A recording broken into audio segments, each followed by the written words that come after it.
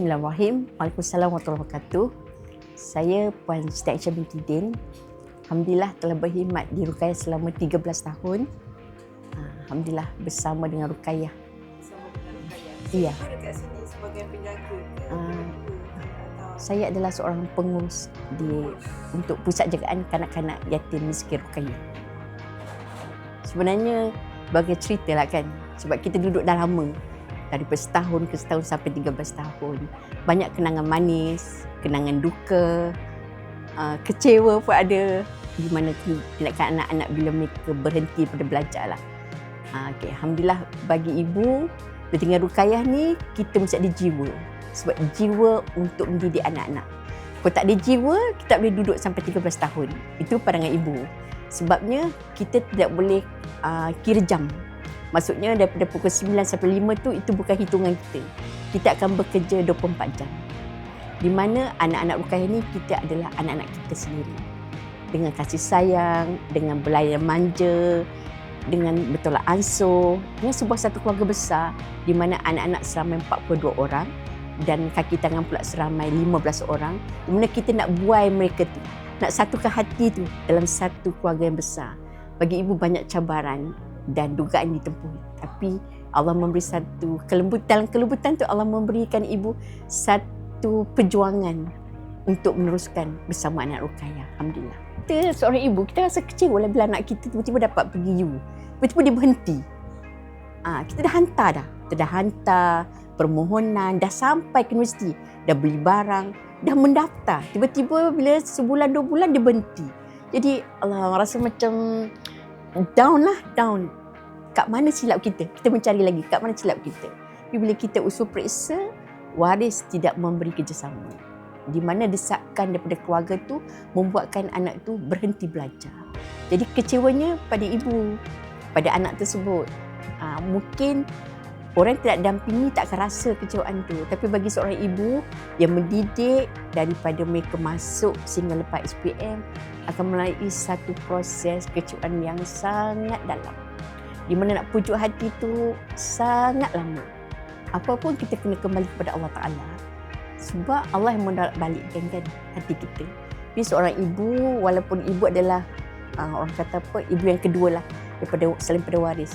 Jadi ibu akan jumpa anak tersebut dan ibu juga akan memberi rangsangan untuk dia meneruskan pada masa akan datang. Teruskan belajar, jangan berhenti setakat ni. Jadi ibu pun penuh harapan, orang kata apa, bagi dia rangsangan yang selanjutnya supaya sambil bekerja, sambil belajar. Ataupun ibu alihkan hati ibu ni kepada anak yang akan ambil SPM pula. Jadi supaya kecewaan tu tak terus. Jika tidak, nanti dia akan jadi stop kan. Jadi kelangsungan tu boleh teruskan kepada anak yang lain. Di samping tu dekati juga anak yang telah tinggalkan pusat pengajian tadi. Alhamdulillah, so far so good. Anak tu pun dia fahamlah kenapa ibu nak bertindak begitu. Sebab dalam rumah anak yatim ni, kita akan menghadapi berbagai tingkah laku dan suasana. Di mana anak-anak kita ni berbagai latar belakang yang berbeza. Tak sama nak. 42 orang anak, 42 kepala dan 42 lagi waris. Jadi kita nak seimbangkan.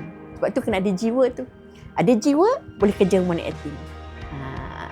Jiwa yang tinggi, kasih sayang. Kita tak akan rasa macam aku buat ni, aku tak dapat ni. Tak ada. Dalam hati kita, kita buat kerana Allah Ta'ala. Jadi kepenatan kita akan terus, kita tak ada penat. Waktu rehat kita adalah waktu tidur. Yang lain tu kita bahagikan untuk anak-anak kita, insya-Allah. Sebab dalam kehidupan kita ni penuh dengan macam pelangi. Kehidupan kita berwarna-warni. Mungkin hari ni kita rasa sedih, esok kita tenang dan sebaliknya lah. Kenangan paling manis adalah bila ibu melihat anak-anak ibu berjaya. Mereka berjaya menduduki 9A SPM. Lepas tu mereka terus belajar.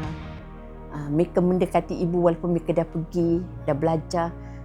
Hello, tanya khabar, still contact. Lepas tu hari combo ibu hadir bersama mereka, meraihkan kejayaan mereka. Itu adalah satu hadiah yang paling istimewa bagi ibu. Dan bila ibu lihat anak-anak ibu, dia tidak merasa kesusahan itu salah satu daripada untuk dia jatuh. Tapi dia rasakan kesusahan itu menyebabkan dia lebih nak berjaya. Sebab rangsangan tu kita bagi dan kelengkapan kita bagi, kemudahan kita bagi. Sebab ibu bertugas pukul 5 pagi sehingga anak-anak ibu tidur. Jadi setiap langkah mereka tu ibu ikuti. Daripada pagi nak pergi sekolah dengan penuh salam, dengan kasih sayang, dengan ciuman, pelukan. Jadi mereka dah dapat rasa. Jadi bila pergi sekolah, balik sekolah jumpa lagi, petang jumpa lagi, malam. Kalau dia peras ke apa kan, ibu boleh sebagai seorang kaunselor yang tak berdaftar pun dengan mereka.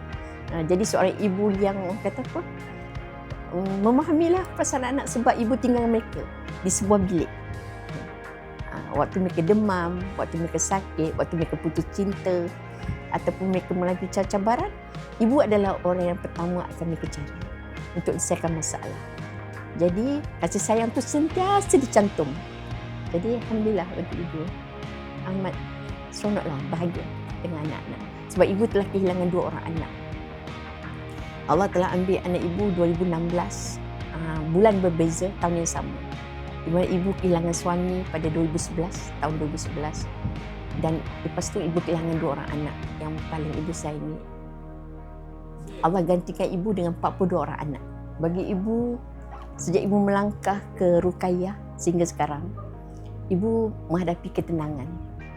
Tenangan yang Allah bagi yang tak boleh diucap. Sebabnya ada je rezeki untuk ibu.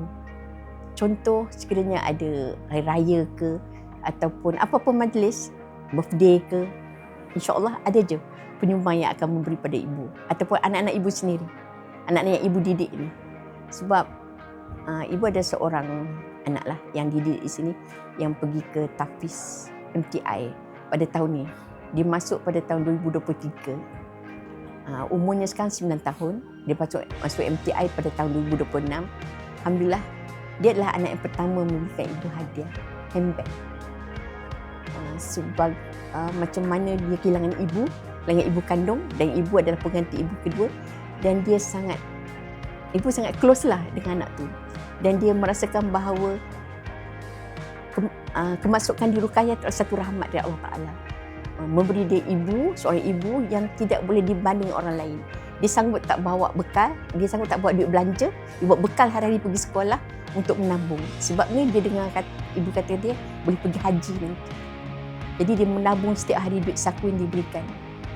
Sekarang ni alhamdulillah dia dah belajar di MTI, Mat Tafiq Ismail.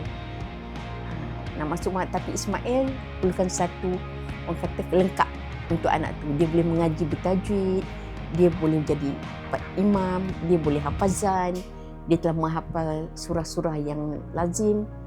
Jadi dia mesti ada kekuatan diri sendiri. Bagi anak-anak Ruqayyah yang ibu dampingi, mereka boleh berdikari.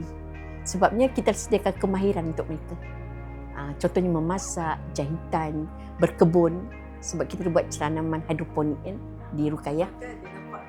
Jadi dari segi itu kita menerima daripada penyumbang dan kita juga menjana pendapatan untuk ekonomi dapur kita. Khawatir bila anak ibu sesat jalan lah. Sebabnya mereka duduk dengan kita, contohnya daripada umur 9 tahun hingga 17. Jangka masa yang lama kan. Jadi bila dia keluar, dia tidak ada lagi pedom yang orang boleh nak nasihatkan dia. Umur 18, dia kena bawa diri. Kalau dia betul-betul mantap dengan ilmu yang kita bagi, tunjuk ajar, insya-Allah dia akan follow straight. Tapi kalau dia terhudung, dia tidak ada pegangan, dia akan hala dia ke lain sikit. Itu yang ibu selalu nasihatkan anak-anak ibu supaya jangan jadi begitu. Kekhawatiran tu memang ada, tapi kita sering follow up. Hello, tanya khabar. Sebab itu yang perlu dibuat oleh sebuah rumah yatim. Kita tak boleh melepaskan mereka dari usia 18. Kalau usia dalam 22, 23 tu mungkin dia lebih mati. Tapi kalau usia 18-an tu, mereka akan ikut hala remaja. Ni ibu sering mendoakan anak ibu ni dilindungi Allah SWT. Untuk secara umumnya lah, bagi ibu pandangan kita tu, kita tak boleh halusi dengan pandangan. Kita kena dekati anak-anak tu. Baru kita tahu apa sebabnya, mengapa mereka diletakkan ataupun dimasukkan di rumah kebajikan.